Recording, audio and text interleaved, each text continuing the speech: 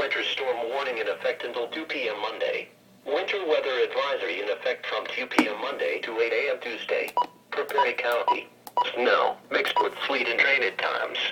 Snow accumulations, 4 to 6 inches. Heaviest accumulations will fall later tonight into Monday.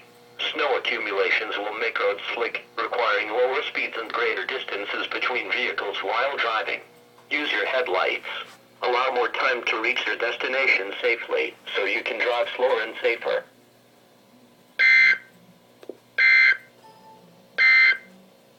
Winter